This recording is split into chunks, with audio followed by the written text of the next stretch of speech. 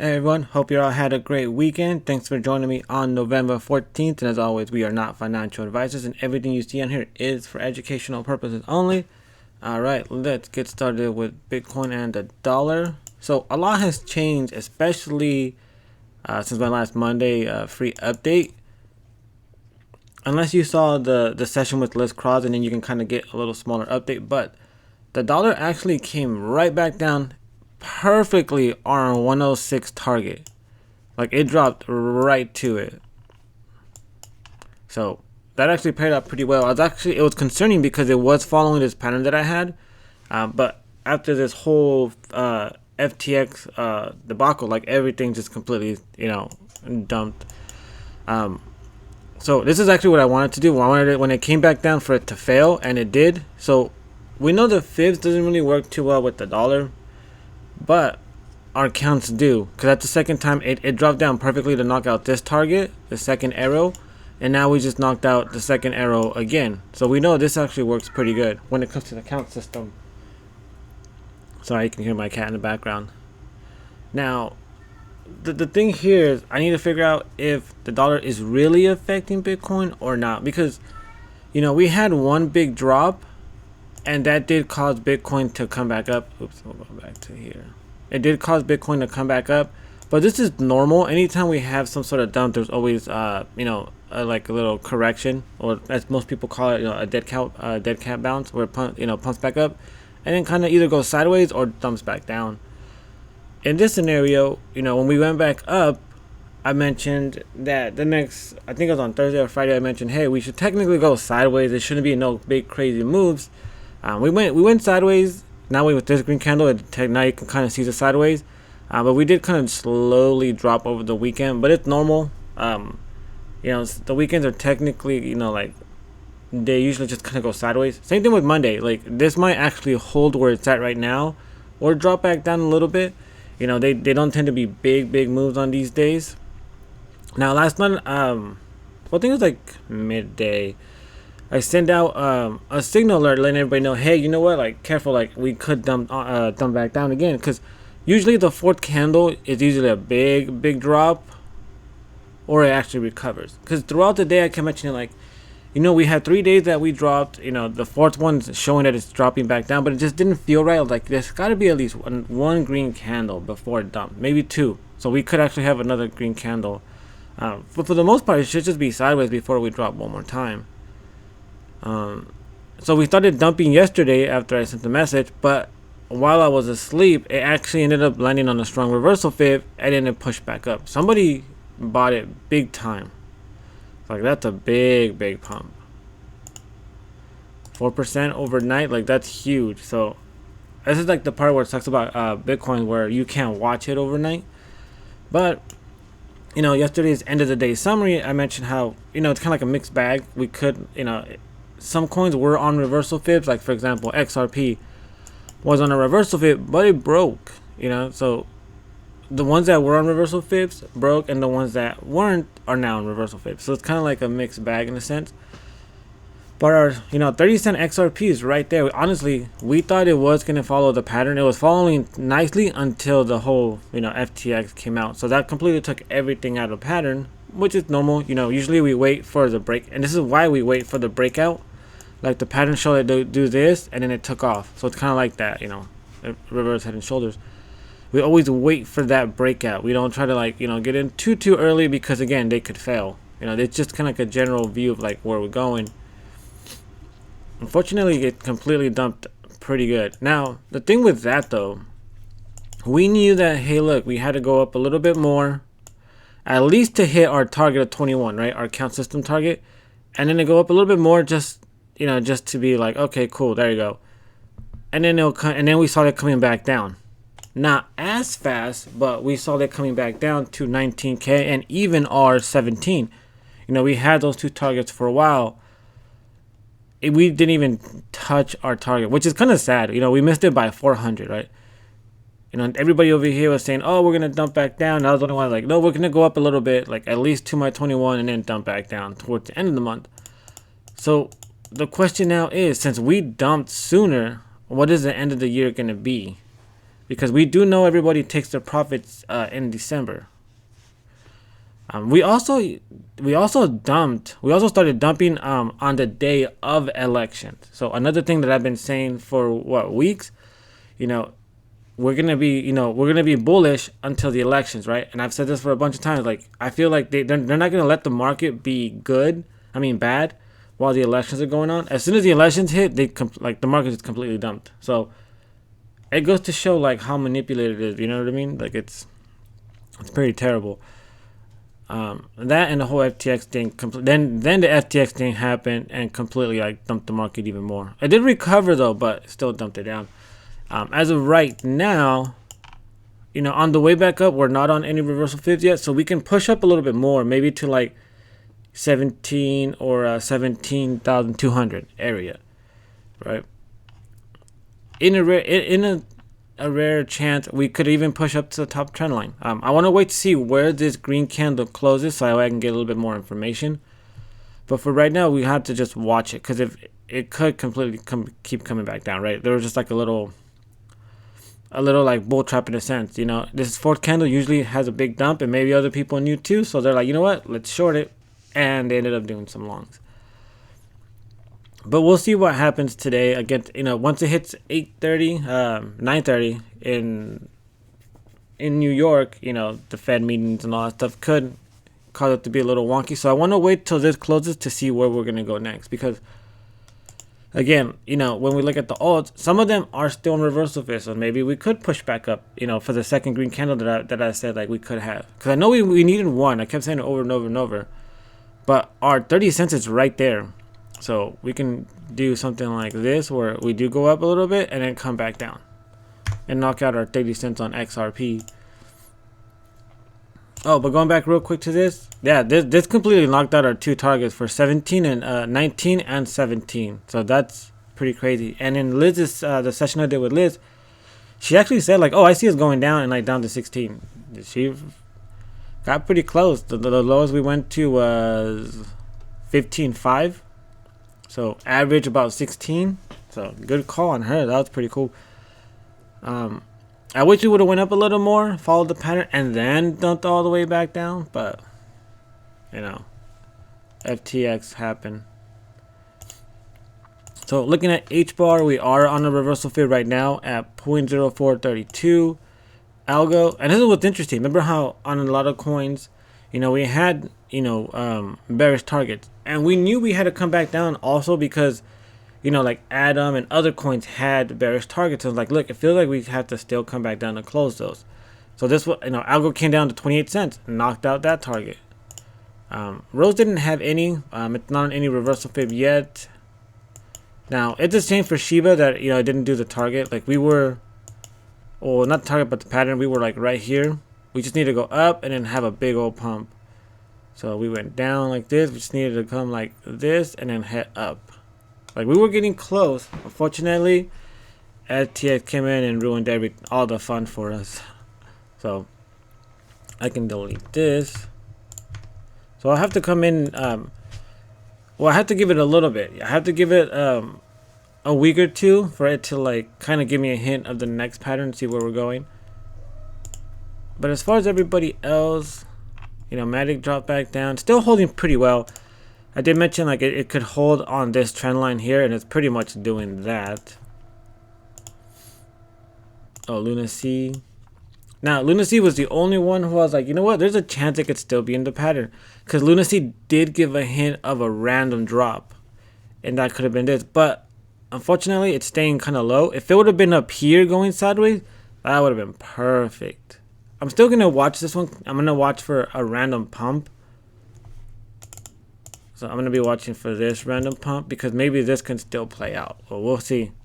Again, I wouldn't even think about even getting in early. I'm going to wait for like the breakout that's like over here. This will be towards the end of the... Based off of this, it should be towards the end of the month. But we'll see. It's still too early for that. Now for IoTech, we're on a weak reversal fib now at 0.02249. So if it drops below that, then it's really going to dump. But if we hold there, we could push up a little bit. So this is one that I was talking about where, we were all the way up here at like $15. and I mentioned like, hey, we had to drop back down to 13, and you can see we dropped way lower than 13. Right now, Atom, every time it's below $10, it's a really good buy, like a really good buy, because this is like the coin that I can actually see being one of Ethereum's competitors, because so many are building on its, like, not blockchain but infrastructure. You know what I mean? Near came down. Near is a little bit off the strong reversal fib at 179, but there's a chance it could still count. And Near has to come back up to $4. So just like how we came all the way back down to close out these lower targets, we're gonna have to come back up to close those bigger targets. And I'll touch upon that at the end of the video. Phantom, I mean, not Phantom. AVAX strong reversal fib at 1212. Nice. Phantom not on any reversal fibs. Ethereum was a little bit on a little bit off on it, but well, actually, it's still a little bit off on its weak fib. So we'll see how that counts. I can definitely see it come back up to the top trend line though. Now, Ethereum, we were all the way up here at 1,600, and we always had this target at 106, and we always talked about it or brought it up every now and then, just as a reminder. Like, look, technically, we could dump all the way back here, and this is why I like our targets, because they serve as good reminders. We came down and hit a white fib again, so we have another white fib target at 1075. So, you know, there's a really good clue of like it has bullish momentum. Even if we go up, it's still that, you know, it still overall has bearish momentum. So we can come back up, touch the top trend line, and then come back down. Top trend line would be about 1300. Then we have data. Data's not on any reversal fib yet. So here's another one that we knew like we had to drop back down, but not like this fast and this bad, right? We knew with ZIL, even though it was pushing back up, that we had to drop back down to this. We had to do its second arrow. Where is my other arrow?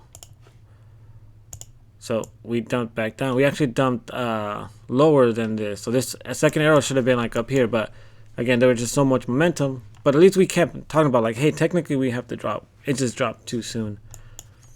And right now it's not on any reversal fib, so it can continue to drop back down.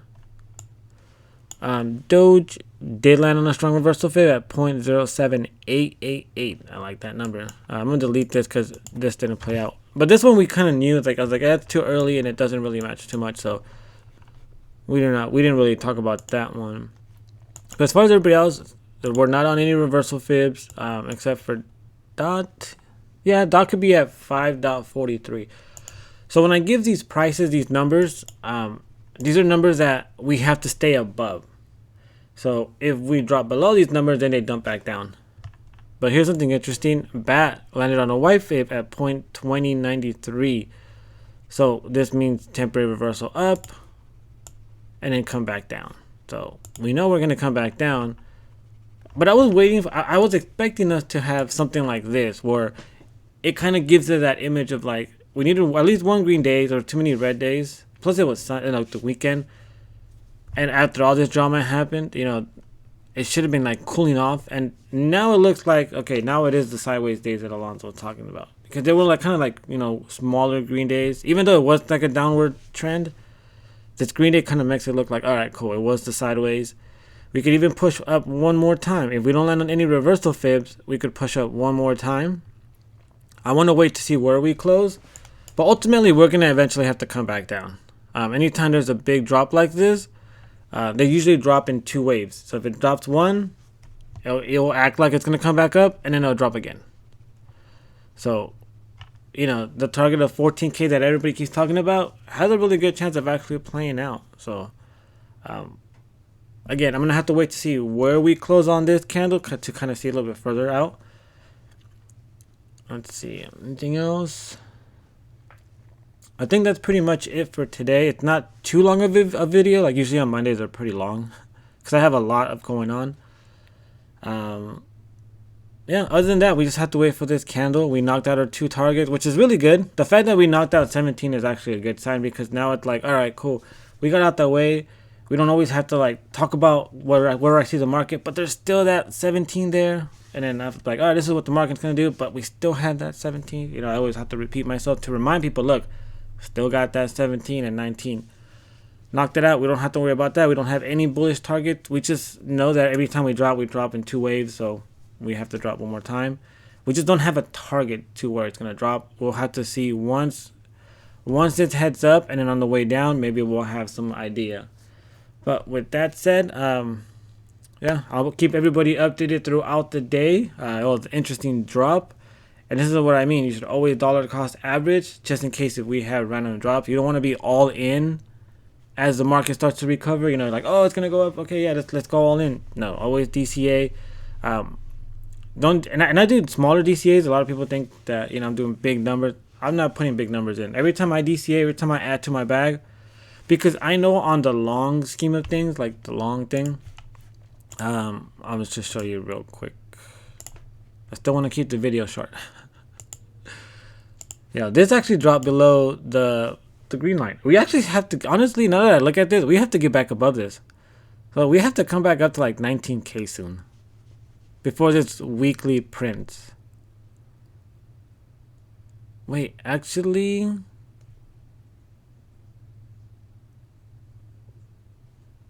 we would have to get back up here today to, you know, to get back up here, because tomorrow it's gonna print another candle. No, I think it already print. So we'll see. But technically, we need to get back above that. So right now, it's like a steal to be buying cryptos, like a steal. You have no idea. Yeah, and I always say, yeah, I can drop a little more, but still, you need to look at the picture where you are on this bracket, right? It's not gonna be like,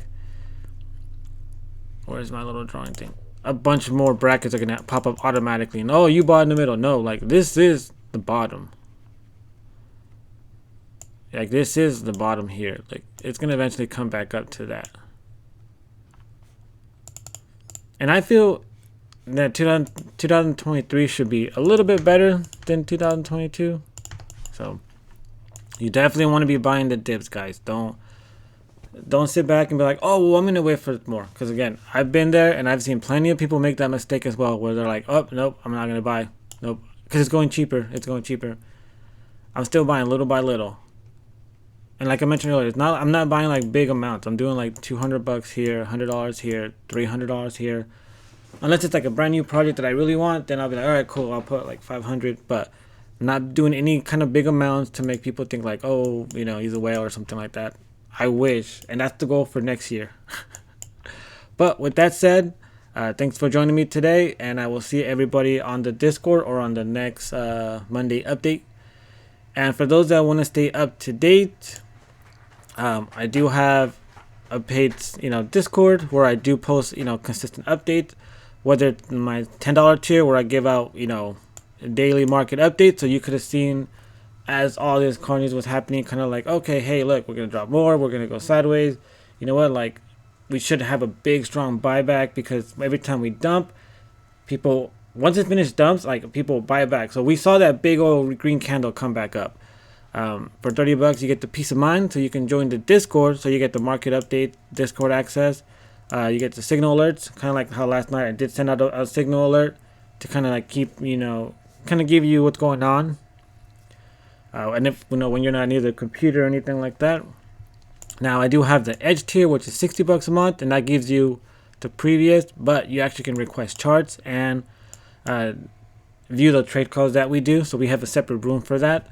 And then you can also do Zoom sessions. Like I had a few Zoom sessions this weekend where people needed help transferring their coins from the exchanges over to, you know, their ledgers or their safe pals. Because remember, you always want to keep your coins off an exchange, you know. And I've said that before all this drama happens, right? Because there's always drama with some exchange. Like this is nothing new. There's always some drama that's causing some sort of crash, or there's always some corruption going on. Like it's nothing new. And then my $90 tier, that one's actually full, because people, that's the one that you get a bunch more zooms, and that's already filled. But other than that, thanks for joining me today, and I will see you guys on the next update.